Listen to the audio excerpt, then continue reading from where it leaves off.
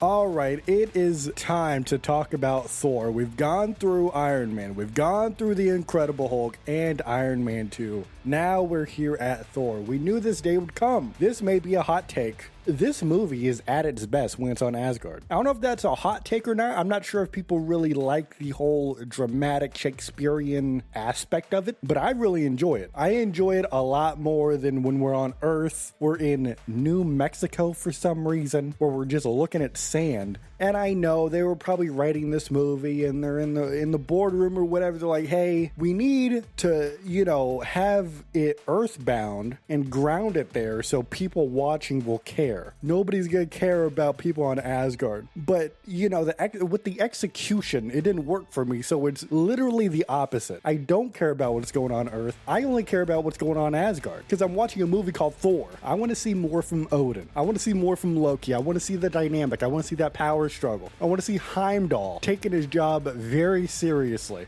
I've already seen Natalie Portman in some sand. I don't need to see it again, and I don't care to see it again. I especially do not care with my next point. Let's move on since we brought her up. Jane is the biggest idiot. I mean, retroactively, hindsight, everything worked out. But like in the moment, you don't know that. She's just out here. She's like, literally, oh, that dude's hot. I'm just going to listen blindly to what he says. I'm going to start taking him to places. Yeah, we're just going to hang out, dude. And then like Selvig is like, brother, what are you doing? And she's like, nah, just trust me. It's fine. What are you talking about? This guy is crazy.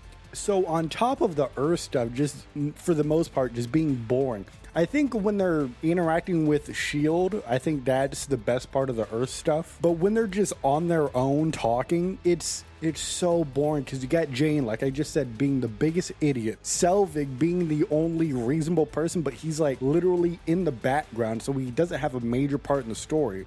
He just occasionally butts in with some reasonable takes. And then Darcy is, oh my goodness, dude. The comedic relief. Brother, I gotta question what I always thought comedic relief was. Let me explain to you what I thought comedic relief was. I thought the relief meant that you're relieving maybe like a tension-filled moment in the movie or show or in the story with some comedy. And then the character is a personification of that. That's their purpose, to break the tension and introduce some comedy in there. That's what I always thought was the definition of comedic relief. Apparently with Darcy, comedic relief is you're relieving the story of any and all comedy that could be used. She's like a vacuum, dude. I would say at least above 90% of all of her lines are supposed to be funny. And I could tell you, I laughed at maybe one of the jokes. I'm saying over 90% of her lines. And she's like almost in every Earth scene. I cannot stand Darcy. She is not funny. L ratio, she can't even fall off. She was never on to begin with. I got beef with Darcy, a personal beef. But I do want to bring up a couple quotes that I enjoyed in this movie. One is when Thor makes the rash decision to go over to Jotunheim and fight him for some reason, because Odin doesn't want to. And then, Thor, of course, is like, oh, this man is old. He doesn't know what he's talking about. Let's just go. What is it, like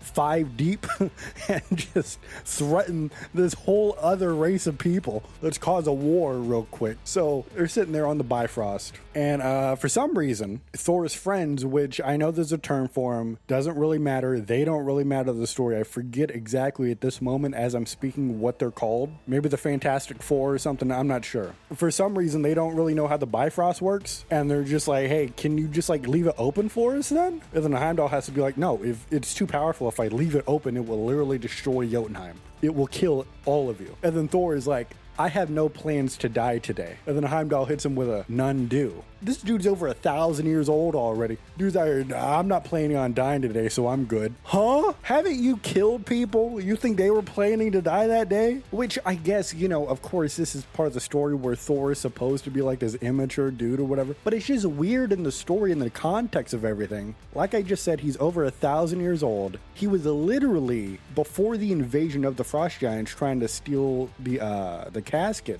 He was literally one word away from becoming the new king of Asgard. He was right there. So before this movie started, he was at a place where Odin felt he was ready. He was ready to step away and make Thor the king. He was at that point. And then the invasion happened, and then, you know, Thor crashes out. That's where Odin is like, you're not ready. But like, that doesn't change the fact that he was nearly king right there. And then all of a sudden he's like this big immature dude, which doesn't make any sense. Especially when you contrast that with Loki, the goat, who we'll talk about in a second, but Loki also, I would assume, nearly the same age as Thor. And he flies off the handle, does some Loki stuff, jealousy, rage, all of that stuff. But it's presented with a reasonable angle of like, yeah, he's over 1,000 years old, but you could see this is all, it's a breaking point for him where all of this has been building up. The jealousy has been building up. It's not coming out of nowhere. With Thor, he just like, oh, I'm immature now. Just, you know, I'm just gonna fly off the handle. So then you got a question like, was he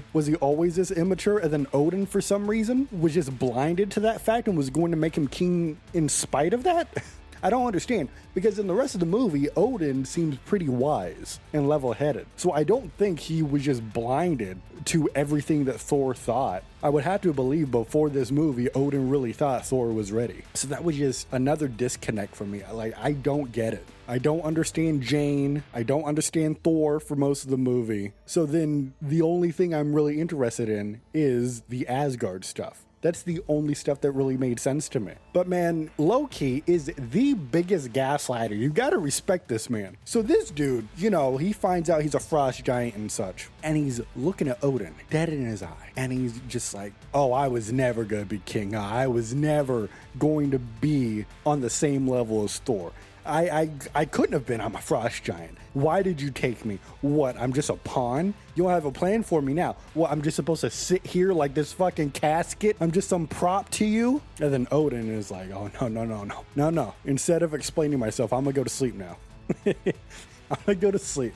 So Loki usurps the throne. I guess, you know, like, I guess thematically he does, but technically he didn't, because literally Thor is banished and Odin did. He's now in Odin's sleep. So I mean, like, Loki he should have been sitting at the throne, but you know, we know that he's gonna take advantage of it. So I guess in that way he did usurp the throne. But after becoming king, this man makes a deal with Jotunheim, right? He's like, yeah, I'm gonna help you out. I'm gonna give you that casket back. You guys can do all your chaos if you want. And like, he goes and visits Thor on the shield base, and he's just like, I think this is the best part of the movie, I'll be honest with you. Look at this man, dead in his eyes. Thor's been banished to Earth, right?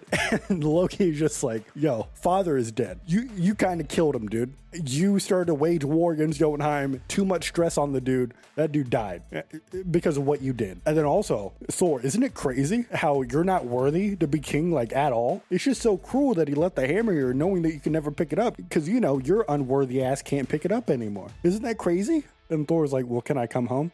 Nah, man, because, you know, I'm king now, and we have a truce, we have peace with Jotunheim. War is not coming, but only because you're banished, so you gotta stay banished. It's reliant on you being here forever. And then Thor is like trying to be like, come on, man, we gotta do something. And then Loki is like, oh yeah, well, like, our mom also doesn't want you to come back, so fuck you. And then Thor's like, okay, I guess I understand. This is a big deal, okay. And Loki's like, all right, see ya. And it's my favorite part because, first of all, again, this dude's the biggest gaslighter ever. Dude just made up a complete narrative based off of like one little, not little, but like relatively speaking, there's a little thing that happened.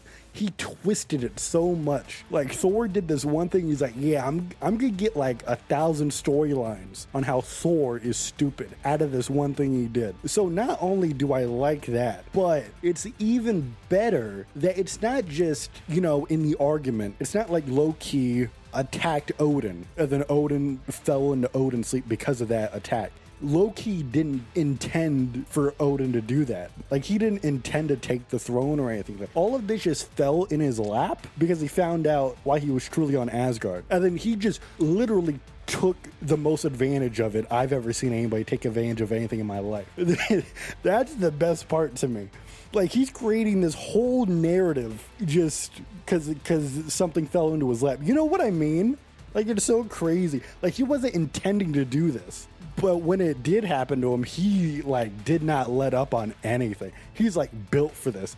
I love it so much. Yo, Loki's the GOAT. I do like, as I mentioned, Eric Selvig. He was like the only reasonable person. I guess Loki was spitting facts. You know, before he turned into the biggest gaslighter I've ever seen in my entire life. The reason he was upset was very reasonable. So I like that. I think the best part of this movie, honestly, is the music. The music is the best part. They popped off with the score of this movie. But that's all I really have to say about Thor. Not too much. It's, you know, the question is, as we end here, the question is whether this movie is fantastic or not. I will say that Thor is not fantastic. Say that again? Thor is not fantastic. I mean, it's the first MCU movie we've done so far that has not been fantastic, which is very ironic because it's the first movie to not take place on Earth. So quite literally, it's supposed to be this fantastical thing. It's not really fantastic. I think the execution was it was a miss. I feel like if you're doing a Thor movie, I know later on they changed something. We're not going to talk about future spoilers here, but like, if you're going to do this type of movie, you can't just like dip your toe into it. You got to go full in or full out.